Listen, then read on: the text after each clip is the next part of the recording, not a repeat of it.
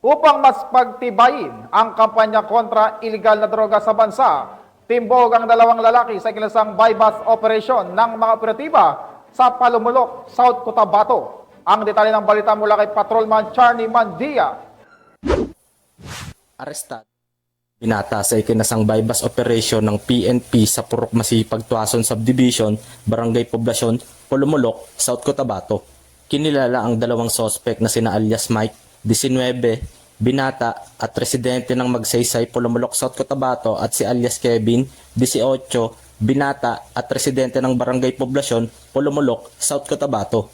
Na-recover mula sa mga sospek ang isang malaking heat sealed transparent plastic sachet at dalawang medium-size heat sealed transparent plastic sachet na naglalaman ng hinihinalang marijuana at 1,000 peso bill na nagresulta sa pagkakahuli sa mga sospek. Mahaharap ang mga sospek sa kasong paglabag sa RA 9165 o Comprehensive Dangerous Drugs Act of 2002.